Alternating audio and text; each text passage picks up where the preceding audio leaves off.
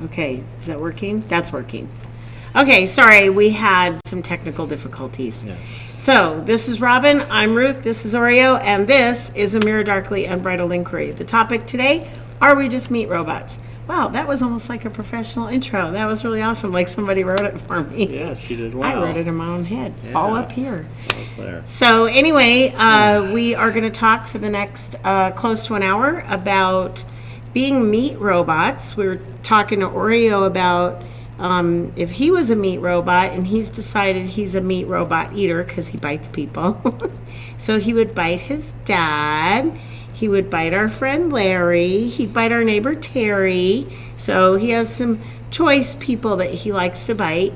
But he'll bite you too. If you try to pet him and he is not wanting to be petted, you can lose a chunk of your person to my dog. Yes. So, but he is cute. People want to pet him, and that's why he bites them. So anyway, we do the show in 10-minute segments, and so if you have questions or a show idea, please feel free to share that with us. And we're having some connection issues, I see. Is it windy out there? I didn't notice wind when we came in. But anyway, so we apologize for the connection issues. We can't really control it. We're going to have Spectrum come out and give us a better connection. They've fixed it, so it's better than it was, but apparently not as good as it could be. Yes. So we're going to have construction done around the outside of the church. We're having it all covered in stucco. It should be starting pretty soon. And Spectrum said when they came out, they would give us a better connection between their hookup and the building.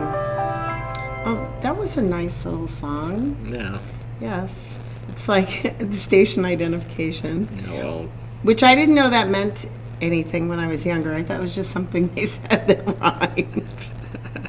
Like, we need something very much that rhymes.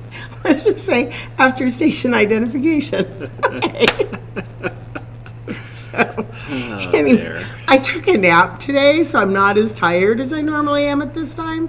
So I'm a little silly. More fun. Instead of just sitting there, Yes. not So, reacting to anything I say. yes, this is the Ruth Comedy Hour. Yeah, so are we just... And in between meat jokes, you'll bring up stuff Yes. about meat robots. Yes, meat robots. Is that what we are?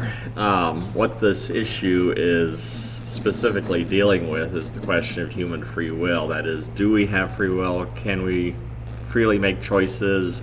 Or is everything about us predetermined? And they're both philosophical, some scientific, and some theological points of view that argue that essentially we are indeed robots, and we really have no real choice in how things turn out. My own personal take on things is not in that direction. But I'm not sure what the majority viewpoint is on this issue, really. If most people think that we're somehow pre-programmed and predetermined, or if we actually do have the choices. Now, one reality that we do have to keep in mind is that we are constrained to some extent. That is, we do not have unlimited ability to choose things. That is, parents will tell their children, you know, when you grow up, you can be anything you want. Well, if you're a male 4'8", chances are you will not end up in the NBA. That is, there are certain things that are precluded from you based on your situation. That is, if your IQ is around 90, you probably will not be a nuclear physicist. If you can't carry a tune, you are not like... Or if you're like me, you sing in front of third graders because they don't care. They don't care. Yes. You are not capable of flapping your arms and flying.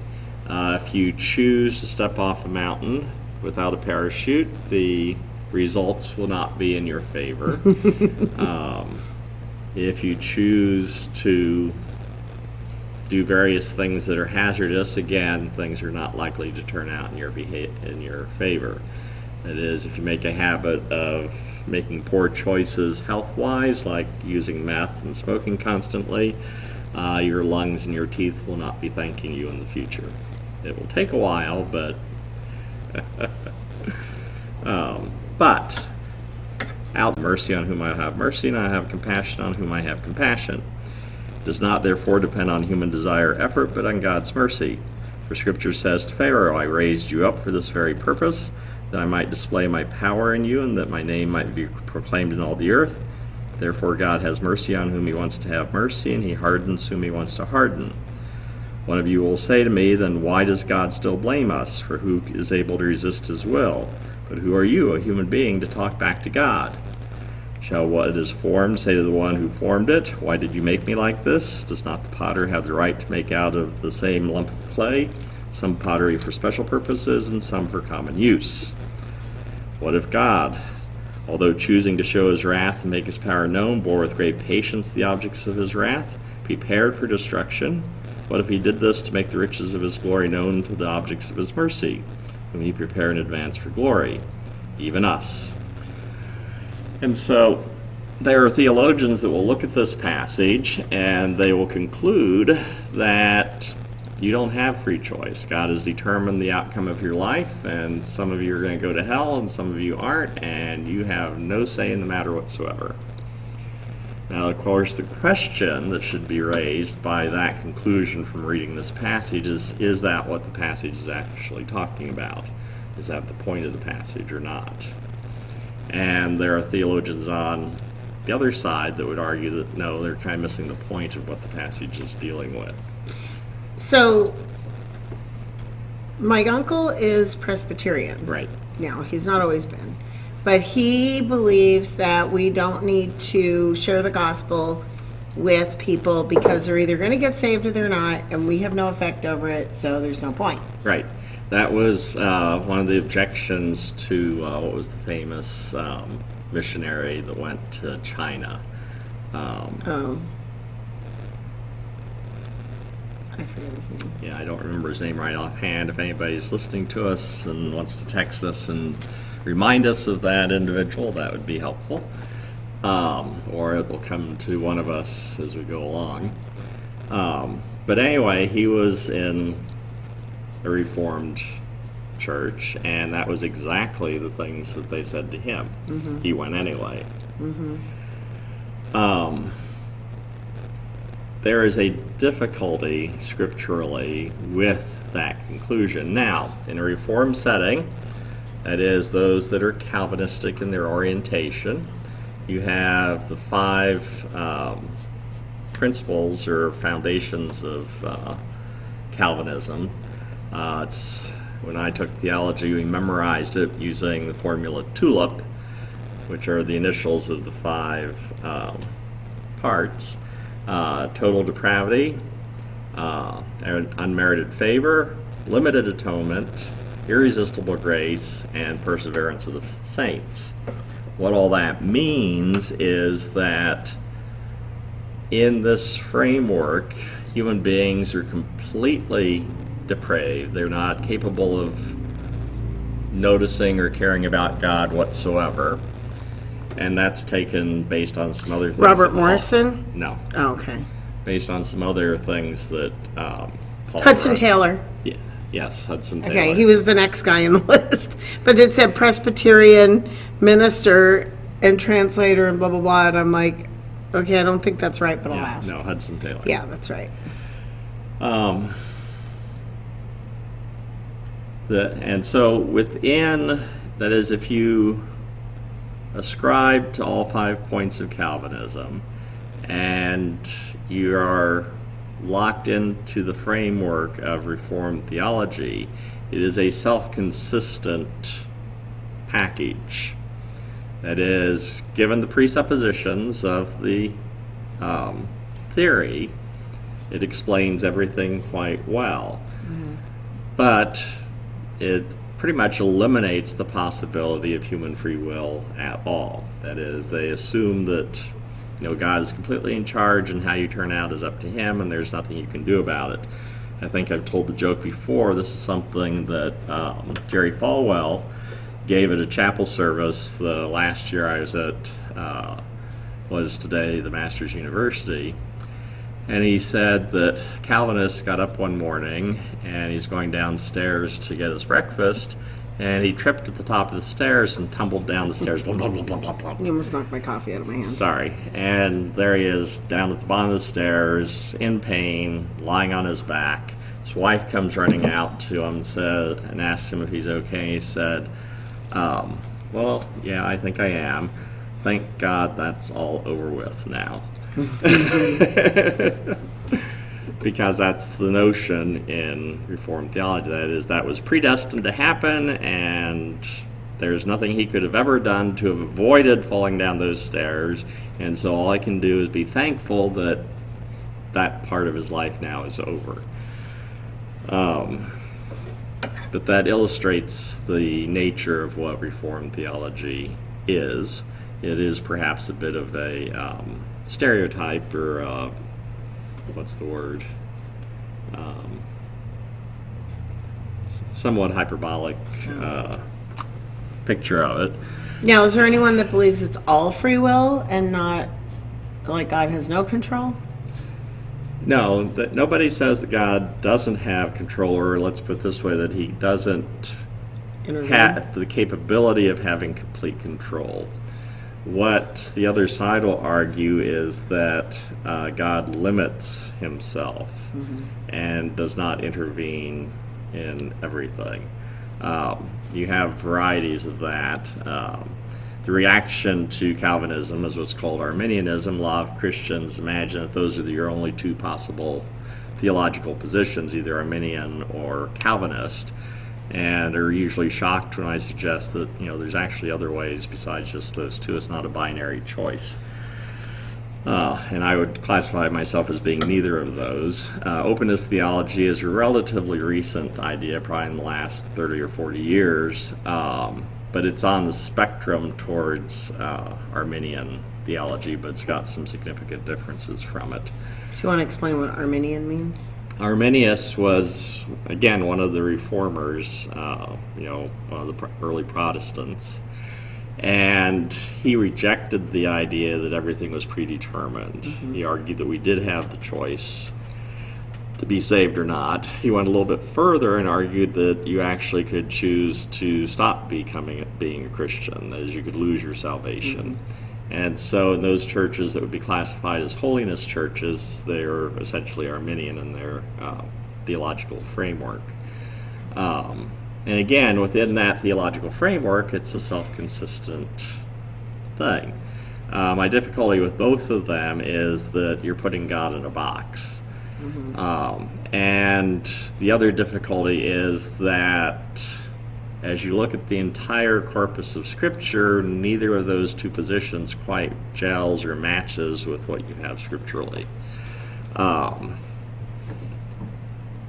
is, for instance, your uncle telling us that, sharing the gospel is not something we have to do because God's already going to take care of it. The difficulty with that is the explicit scriptural commands to go out and evangelize. And it's difficult to ignore that. And that's also part of the reason why Scripture seems to suggest that we are not just meat robots. You have repeatedly in the Bible people being told to make a choice, to choose. At the very beginning, with the Garden of Eden incident, you have God setting them up and telling them, don't eat from the tree of the knowledge of good and evil. And of course, Adam and Eve chose to disobey that and ate from the tree of the knowledge of good and evil. And I would point out that if God's concern was that people be good and obedient, then he would not have given them that opportunity. That is, it's hard to reconcile the problems that one sees in the universe with the idea that God robotically constrained everything to be exactly this way. I just don't think that that's Okay, so I have another reasonable. question. Yes. People like Elon Musk and Scott Adams think that we are part of a simulation, Right. which would make us meat robots. Well, not necessarily. Again, the same issues. Okay, I was going to ask, is it kind of a, because neither of them really has stated that they believe in God. I'm not saying they're atheists, but Right. They take God out of the equation. Right. Basically, let's put it that way. Well, they replace God with the programmer. Right, and well, that's what I was going to get to. But would that be kind of like an believing in the simulation? Wouldn't that be kind of a secular Calvinism? Well, potentially, but it could also be a secular Arminianism. That is, you've got to decide, that is, how controlling is the program that the programmer has created. That is, he set out the parameters and said this is what's going to happen, and so it's just like watching a movie. Or He sees himself. has he given the Sims that we are actual freedom and choice? That is, are we fully sentient?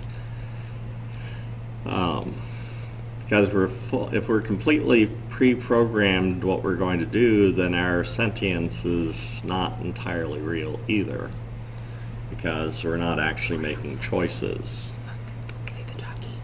Now, an analogy that I have liked to use and think, because those on the more Calvinistic end of things will object that God is in control, and of course even people that aren't Calvinists will still like to argue that God's in control, that he intervenes, that he affects the universe that he's created. And a free will theism would not argue against that, but it would argue that there's a difference between totalitarian micromanager and a open free market system. That is, it would seem more likely that a controlled economy would function better. Right. That is, you have experts that are determining, what should be produced this year, this week, this day, and where should it be sent, and all of those sorts of things. And yet, every example of a controlled economy that we have, Soviet bloc is a good example of this in recent history, is that it does not work out very well. That is, your attempts to control everything lead to disaster. Now, one could argue if we had complete information, if we had godlike abilities to understand everything that's happening, then we would be able to make sure that, we don't just produce 20,000 pairs of left boots and forget to make right boots. Or we forget, we make lots of toilet paper but forget to make paper towels or whatever. Or we make a whole bunch of guava flavored Chef Boyardee and don't make the kind that anybody actually likes. Okay, so in a free market economy, continuing. Nobody, no one person, no one group, no one company is in charge of everything. Right. As you have a whole bunch of players making everything happen, and yet you end up with a system that is far more efficient and accomplishes the sorts of things that those who argue for a command economy would want to see happen. That is, you can go to, if you need to find a pair of pants that fit you, chances are you will find somebody that has them within your community or online. Right. You can find the Chef Boyardee that you want. You can find, whatever. Right. And yet no one person is in charge. There's no dictator saying, this is what has to happen. It's just people operating freely. Somehow it works. Okay, this brings me to a question that could become, because it'll take us off the beaten path, but I think it should be another show idea, is natural selection or random selection. Because... Well, there is... Okay, let me finish my thought. If what you're saying about the randomness of an economy is true, then the randomness in selection would appear to be natural selection. Yes. But it's actually random selection. And yes. Forever, I thought natural selection was a thing, but apparently it's not. Well, okay. But I haven't researched it yet, so that's why I think it's a show idea. Okay, well, it is random, but it also is constrained. Okay. See, this is the paradox of it, or the paradox. It's not intuitive. That was not an insult. That was a joke by a comedian. When he says, paradox, he goes, and I didn't want anybody to think I was doing an impression of a person. Yeah, it's Emo Phillips, comedian. That's the way he did that particular line. Yes, that was not making fun of people with disabilities. It was a brilliant comedian who... Well, people that object to that tend to be idiots. So. Right. So just don't be an idiot. I'm saving you here. Anyway. But... Natural selection, random selection. Random selection, I'm going to text it to you so that we don't forget, because after the show, I'll be like, what was that topic we thought of? I would argue that God accomplishes his will not through totalitarian means, but through free market means. There's something in science called chaos theory, and what's his name? Gleich, I think was his name, did a book several years ago. That was the title of it, Chaos Theory. And he points out that a lot of things, that is, from chaos arises ordered systems. And it's not something that you would predict or expect, and yet that's what does happen. And so, for instance, the Mandelbrot set is something that comes out of chaos. Fibonacci numbers. Fibonacci numbers tend to rise. Not Fibonacci. Fibonacci numbers rise out of something I know about. Rise out of chaos as well, and you see it all throughout nature. That is, from randomness you can get ordered systems, which doesn't make sense on the face of it, and yet that seems to be the way the universe functions. In the simplest terms, if you flip a coin 100 times, like pretty close to 50 times it'll be heads. Right, and 50 And times the it'll be more tails. times, right, and the more times you do it, the closer to 50-50 it gets. Right. And so you have, with randomness, you have a constraint in what the outcome is going to be. That is, the outcome is absolutely certain. It's either going to be heads or tails. It's only going to be heads or tails, and also over a large enough sample, it's It'll going to be be 50-50. exactly even, right. It'll be exactly even. And yet, from a purely random standpoint, that's not necessarily what you would have anticipated ahead of time. And so my suggestion is that divine sovereignty works that way. For instance, with, say, radiometric dating systems, the way they work is that we know the half-life of certain elements or certain materials. And so given X number of years, if you have a block of this stuff, half of the atoms in it will have decayed into the next more stable form. You cannot determine whether or not this individual atom is going to be one of the lucky ones that's going to decay into a stable form, but you know in your block, over X number of years, if X number of years have passed, then half of those atoms will have done that. And it's an absolute certainty. And from that, then you can date things because you just check what the percentage of the radioactive isotope is, and then you know how old your thing is within a fairly constrained point. And so carbon-14 works very well for that, although with any of these radiometric dating systems, there are limits to how far back you can use them because eventually you end up with too little of your radioactive isotope to be able to get an accurate reading. So for carbon-14, it's not useful, I think, beyond about 50,000 years. Anything less than 50,000 years, if it was a pre-living sample, it's quite accurate. What I find interesting about radiometric dating is that people that usually do that usually have trouble finding real life dates. Just kidding. I need to do radiometric dating because I can't find a girl. Yes. Just a little nerd humor there for you. Yes. But at least from a theological standpoint, assuming you're not locked into a particular theological framework, is if you just look at the raw data that we have scripturally, Scripture seems to assume that human beings do make free choices. Our justice system assumes that people make free choices. This is why people can be judged, found guilty, and then punished for their actions. We don't believe that a person murders someone without having made that choice themselves. That is, they were not constrained or forced into it. We don't believe that, my genes made me do it, or, nor do we believe the devil made me do it. Right. That is, we don't accept those as excuses. That is, if you do the crime, you'll do the time, except for certain things in the state of California.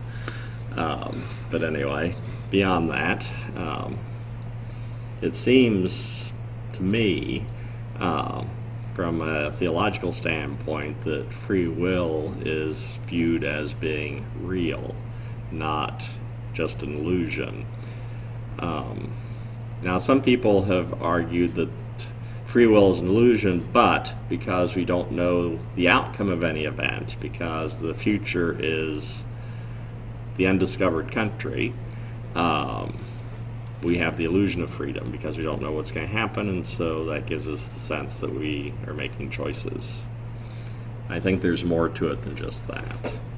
I don't think God chooses for someone to murder someone.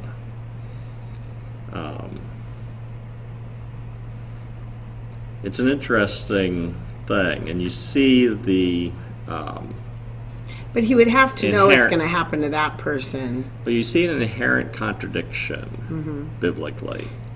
And it's a contradiction people don't pay a whole lot of attention to. But you see it reflected in the prophecies of Israel, that they're going, or the southern kingdom, they're going to go into captivity because the Babylonians are going to come and invade them. And yet, you see God holding the Babylonians guilty for having harmed his people. And so you look at that and you wonder, well, why is it that if God has determined that the Babylonians are going to do this, and he allows them to do this, and they're doing it for the benefit of the Israelites long term, then why does he hold them guilty, and why does he judge them for that? And I would suggest it's because they chose to do what they did. It was their free choice. And again, my idea that somehow our free will, our choices, God manages to make use of those for his purposes. Right. That is, that we are free to do whatever we want, and yet somehow God works that together to create the universe he wants, which on the surface seems weird, but again, like I say, with free market economy, flipping of coins, we do see that kind of action, where you have something that's absolutely determined, and yet it grows out of randomness. Okay, so there's a joke on Friends. How does this play into? I mean, it's just a joke, and Friends is made up, but this is like a thought experiment. Right. Okay, so they're making New Year's resolutions, and Phoebe says that her New Year's resolution is that she wants to fly a commercial airliner, and then Chandler says, well, all you need then is to find a plane full of people that want to plummet to their deaths. So how does that play into, just as a thought experiment, into free will and predetermination? Well, again, the same thing. It's like with the flipping of coins. That is, if you flip enough coins, you'll get pretty much an equal outcome of heads and tails. So in a plane where everybody dies in a crash, like those people whose lives were ending that day all happened to get together randomly. Yeah, well, you do have what it's called the clustering effect. Like with flipping of coins, you'll have strings of all heads or all tails that go on for quite a while. And statisticians have actually figured out the odds for any of those sorts of things. And so, yeah, clustering, it happens. It doesn't seem like you would... That is, the naive view of randomness is that every time, you flip the coin, this time it's head, next time it's tails, this time it's head, next time it's tails. Right. It doesn't work that way. Or if you get 10 heads, that the next one will be heads, hence the entire city of Las Vegas has been built on the concept that if you got, or I got 10 heads, it's going to come up tails next. Right. Because I just got to win. Yeah, eventually. It's a hot hand illusion. Yeah. It is, you'll see this in sports and how people interpret what an athlete is doing. That is, if they assume this athlete is hot and doing really well, then they notice every time he gets the ball in, and then when he misses, well, he was close. And so that still counts. But if they have the perception that he's on a losing streak, then the misses are interpreted as, well, he's on a losing streak. And it's just clustering. It has really nothing to do with, because there's a certain amount of randomness in that. So before you board a plane, you need to check in with all the young people to see if this is a cluster for good or a cluster for disaster. No way of knowing. I'll talk to people. One of my favorite phrases that I like to use is that God is in the business of perverting evil for good. That is, when you think in terms of God being all-powerful, God being in control, I think that's the way to look at it. Because, for instance, with Joseph in the Old Testament, his brothers sold him into slavery, and things went downhill for him from there. He ends up working for a guy, and the guy's wife has the hots for him. He tries to keep her from being alone with her ever. He runs away from her. She gets mad finally and lies about him and says that he was coming on to her, and so he ends up being then tossed into the dungeon, where he interprets dreams of two guys, and the dreams come true, and the one guy whose dream came true in a good way and didn't die as a consequence just completely forgets about him for 3 years, so poor Joseph is just rotting in prison for another 3 years. Eventually, Joseph ends up rising to power and prominence in Egypt. His brothers show up, want food, he plays with them and makes their lives miserable to some extent. Eventually, they get reconciled and they come back. After their father dies, they're afraid that Joseph is going to really get his vengeance on them. And Joseph tells them, don't worry about it. You intended to harm me, but God intended this for good, that many lives would be saved. And what's intriguing in watching the story is you see human beings making choices, bad choices, or just random choices, and yet somehow God works that into a positive thing. That's what God does. The problem with arguing, at least from a theological standpoint, and since this is essentially a Christian broadcast, the more Calvinistic attitude is that you then make God responsible for all the bad things.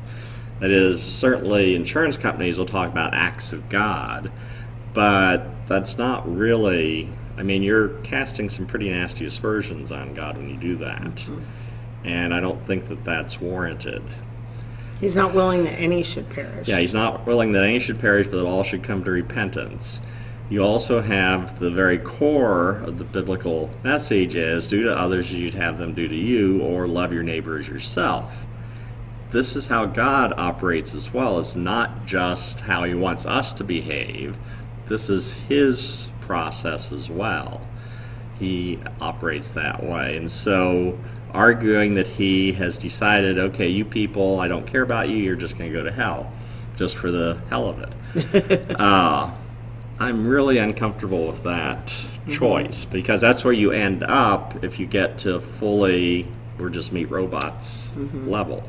So maybe the trick to the randomness of the airplane thing is to find out if everybody on the plane is a Christian. 'Cause if they all are, then you're dead meat. And Yeah, if they're not, assuming that God is in the business of just, oh, you're Christians, well, I'll just wipe you out because you can come to heaven, it's all good. yeah, it's It'll all be fine. good. But we don't want any unsaved people on there because I'm not willing that any should perish. So you walk around and go, are you a Christian? Are you a Christian? Oh, you're not. Okay, I'm good on this flight. Can I sit next to you? In case of a water landing, I know we'll be fine. So if you're a Christian, always bring your atheist friends with you on any trips that you go on. Yes. So there's a new travel club, Traveling with Atheists. Yes. Bring your atheist friend on a trip with you. I don't think that's how it You don't works. think so? No. Oh. And see, this is the problem. That is what I mean. A lot of this notion of, we're completely constrained and meet robots. It's like the sort of thing that sophomores be talking about late at night after too many beers, who are philosophy majors. Right. I don't view it as a reasonable. I mean, if you have the certain presuppositions and you make those presuppositions, you can build the edifice that's completely self-contained and make sense within the constraints of this bubble that you've created. But you've got to leave a lot of other things outside of it that create problems for it. And the problems are so much that I don't think the bubble world works. It is, the Reformed theology is very pretty, and it's logically consistent, and it attracts a lot of people as a consequence, because we like to have an ordered, comprehensible package. Human beings are uncomfortable with fuzziness and not knowing. We want to have all the answers. We want everything lined up very clearly for us and know exactly what we're supposed to do in every given context or situation. And if you've lived life long enough, one realizes eventually, if you're paying attention, that you are not prepared for everything that comes your way, and that there's no way to prepare people for everything that may come their way. That is, the unexpected is a real phenomenon. It's why when people are facing, some horror, like they walk in and find, some monster raping somebody, the initial reaction of the person seeing that will be they'll freeze. Disbelief. And they'll disbelieve, am I really seeing what I'm seeing? And there will be a tendency, because of the cognitive dissonance that's created with that kind of an event, to back out and pretend it didn't happen, that I didn't see that. Which is why some of these monsters continue to do the sorts of things they do. It's not because the people around them are necessarily evil. It's just the people have no idea how to confront or react to something that you can't be prepared for. And it's why victims will, that is, you see abused people justifying their abuser, it's my fault or whatever, because again, they're trying to wrap their heads around something that is unfathomable. Much of life is unfathomable, and it would be comforting on one level if there is someone that has made everything happen that happens. And so everything has a reason, everything is logical, everything makes sense, even if you can't see how it makes sense. I don't think that's the world that we live in.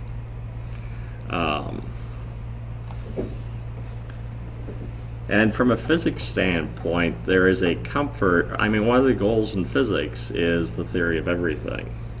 The idea that we'll have this nice formula that you can put on a t-shirt, like these pictures of the planets, and that little formula on your shirt is the theory of everything. It explains everything that happens in the universe in this nice, neat little formula, like E equals mc squared, which is not a theory of everything.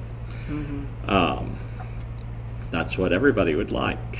And so part of the reason you have a deterministic bent within the science community grows out of the desire that we would completely understand it, have complete comprehension, be able to explain everything that's could ever happen and everything that could possibly happen. And maybe the randomness of it too is God's little twist in the plot to keep us busy, because we were created to live forever. Right. And if you could get everything down to a single formula or have a theory of everything where, okay, now we've solved it all, we know it all. That's like a tic-tac. What are you going to do for the rest of eternity? It's like a tic-tac-toe game. Tic-tac-toe is a lot of fun for very young children, but at some point they realize, oh, if I do this, then the outcome is always going to be nobody wins. And so the game loses any interest that it has for you, because there is no... And for those that argue for the universe being determined, that we're just meat robots, are arguing for that view of reality, that reality comes down to a tic-tac-toe game, and that God or the programmer or just the initial conditions at the Big Bang have set all this in motion. And if you were to rerun the Big Bang with exactly the same parameters, you'd get exactly the same outcome every single time. And I doubt that that's the way it actually would be, because I don't think it's that determined. Because as we get down into the quantum level, it seems pretty random. And my suspicion is, and there's no way to prove it, and there's no way to prove that the deterministic viewpoint is false, any more than we can prove that the non-deterministic framework is true, at least I don't think at this point. I suspect, based on biblical revelation, that we are free. That is, we do have random choice. It is random. We have choice. God intervenes. God is going to make everything work out in the end, but it's not determined in the sense that we're meat robots, or everything is going to necessarily work out in a certain way. So we're in the last 10 minutes of the show, and I wanted to talk about randomness versus determinism in terms of viruses, because we're trying to figure out this COVID thing. Right. And I keep saying, it seems so random. It seems so random. Like, we know how viruses behave. We know that viruses mutate in order to survive. Right. So they control that. It's kind of predetermined that that's the behavior. Just like you know that if you put your hand near an alligator's mouth, he's going to bite it, like that lady at the birthday party. So there are certain things that you know are pretty sure, like, it's going to happen. Unless the alligator happens to be dead, you're going to lose a hand. Right. So, so with the virus, we know that viruses behave in a certain way. Right. And we know that We know how they function. COVID is A typical virus. Right, it's a virus, but it also, in its original form, minus the Delta, any of the variants, it was very dangerous for elderly, people with comorbidities and all that. But we were like, well, mask or no mask and all these things. And there's no predicting. If you wear a mask, you could still get sick. If you don't wear a mask, you could still get sick. There's so many, things. And then, like, there's somebody who's old, fat, and very, very sickly, and they survive it. And then there's somebody young and healthy who dies from it. And Because it's very complicated. right. That is, there are so many different factors involved that makes it very difficult to narrow things down. So one of the difficulties with medicine in general is that the human body is very complex, and And you can't control all the variables can't on the control outside. all the variables on in the outside, Yeah. but then you've got variations between people. Right. That is how this person's body does certain things versus how this person's body. There's some differences, and that can have an impact then on the effectiveness of a treatment. Right. Some people are more prone, for instance, to getting cancer than other people. You have some people that smoke like a chimney their whole lives, never get lung cancer. Well, George Burns used to Yes. say, all my doctors have told me to quit smoking cigars. All my doctors are dead, and here I am. Yeah. Did he actually live to 100? Uh-huh. Okay. Yeah. Because I know for his 99th birthday, they gave him a 100th birthday party just in in case, right? But he did make He it did to his make the 100th 100th, as I birthday. recall. But yeah, it's just very hard to predict that sort of thing. And then there are some experiments that, from a moral standpoint, you simply don't want to be running. Right. So, for instance, with the mask thing, that is, you did a real study on it, you'd end up hurting people. Right. And you can't do And you that. can't do that because to do the unethical. experiment properly, you'd have to have some people that are masked, some people aren't, expose them to these things. It'd be a randomized trial, lots of people involved to find out just how effective or not effective they are. It's not ethically something that's doable Right. unless you're a Nazi. That's the kind of experiments that Nazis did on people. We choose not to be Nazis, at least most of Oh us. my gosh, read about Mengele. Oh yeah, he's horrific. Oh. He did He would awful, the awful, twin awful studies, things. and Yeah. if one twin died from the experiment, they would kill the other twin to do an autopsy to find out why that twin didn't die. Right. Yeah, it's just utterly horrific. It's not. Yeah, you can't do. There are some interviews with experiments. survivors of Mengele's experiments. It's horrific. Yeah. Ugh. No, it's sickening. So yeah, this is why we don't do. It's people like that I believe, why I believe in hell. But this is why you don't. That's why masks are a question mark to some extent. That is, what studies have been done are to some extent inconclusive. But it's one of those things that, it doesn't do any particular harm to be wearing a mask. Might work. Why Might not. Yeah, so go ahead and wear it. It might it might help you some. If it's something that might help you, and if it's something that's not going to hurt you, then Right. do it. It's like with a lot of the supplements that people like to use. Jerry Pournell famously would talk about all the different supplements he took and talk about how he had very expensive pee. And his attitude was, this stuff doesn't hurt me, it might benefit me, why not? So, And that's now he's the way- dead. So, well, it had nothing to do with that. And he actually made... was he on an airplane?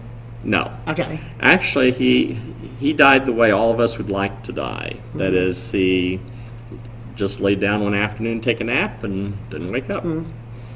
How old was he? He was like 88 or something. Okay. So He yeah, lived the life. yeah.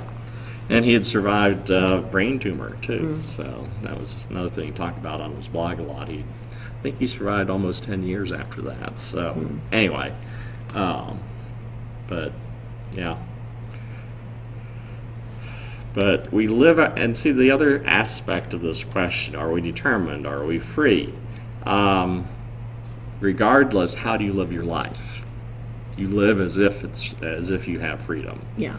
That's how we conduct ourselves. That's how our civilization is. That's the underlying assumption of our civilization. We assume that we have free will. That is, even those people like the guy that in the joke that fell down the steps, if he's crossing the street, he's going to look both ways. He's not going to say, well, whatever God wants to happen to me is what's going to happen. But there are situations where you have to do that. Like, you have to be like, God's just going to have to determine the outcome of this because I can't. Like, I really honestly believe that pretty much everybody's going to end up having to get COVID. It's going to be like a colder flu. a colder flu. Not saying it is a colder flu, but like any other it's something virus. We're going to have to live with. Yeah. And so not everybody gets HIV, but we've learned how to. But HIV is very specific in how you get it. It's a little bit difficult to get. Yes. So COVID is a lot easier. Right. So anyway, my point is is that I need to do my job. I need to be in a room with 30 children.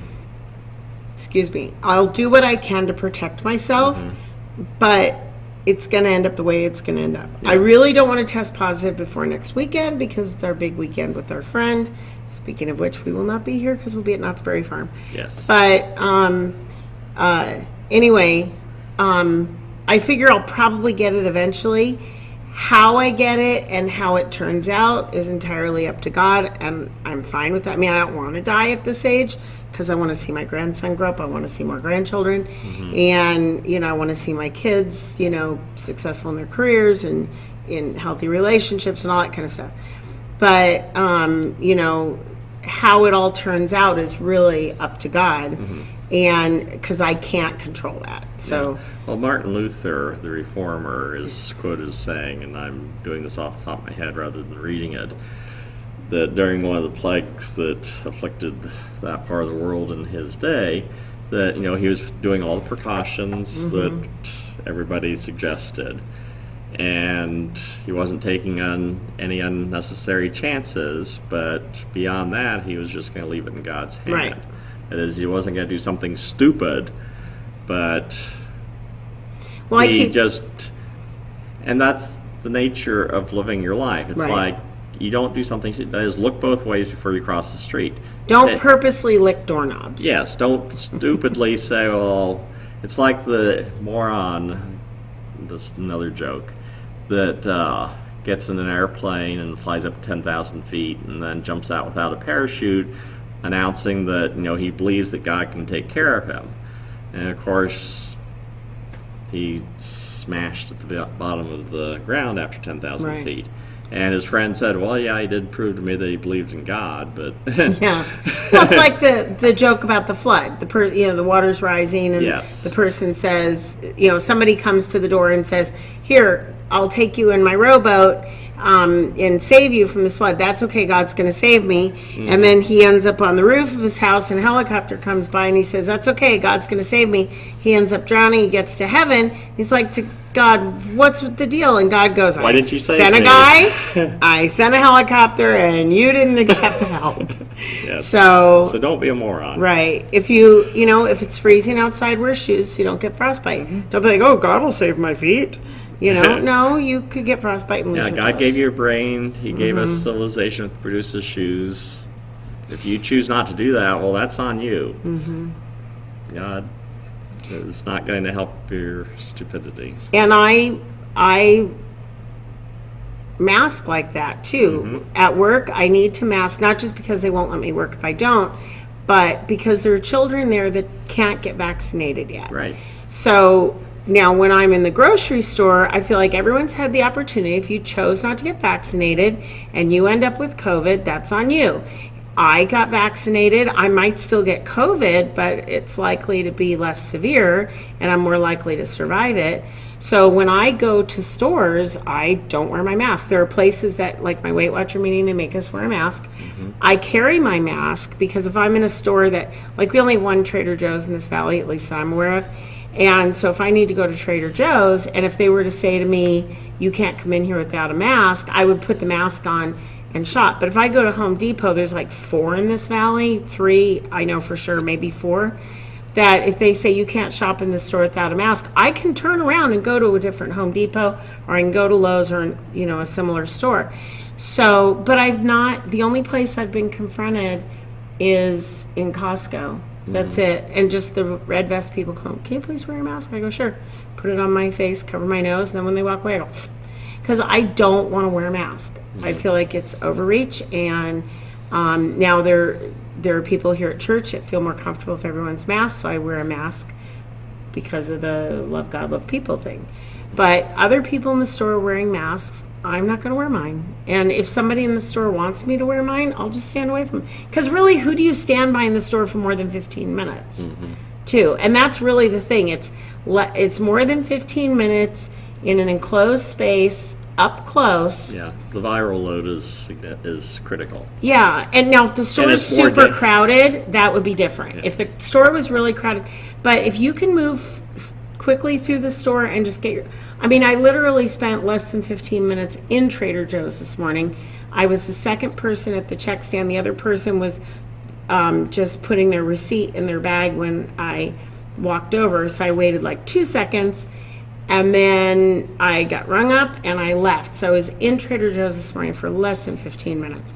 And I wasn't near anybody for longer than 15 anyway. So, but everybody has to make their own choices. And if I end up getting COVID because of it, that's on me. So, anyway, there you go. So there we are. Steve showed up. Hi, Steve. Hey, Steve. So anyway, yeah, just as we're ending. Yeah. So if you're watching this after we end the show, and like you're watching it another time, you can still post. Yeah, you can comment on the show after the fact, and we'll see the notification on either Facebook or on YouTube. Right. Or you can text us. And or email. Email us. Yeah. So if you have show ideas or any questions or anything like Right. that. So don't be shy.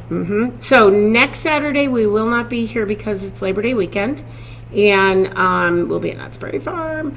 And then the following Saturday, as you can see, I didn't get my hair done today.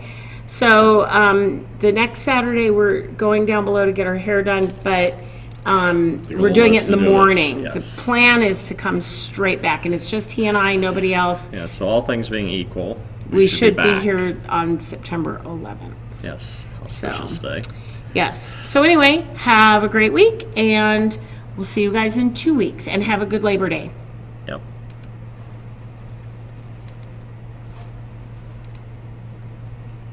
I'm dying. It's so hot up here.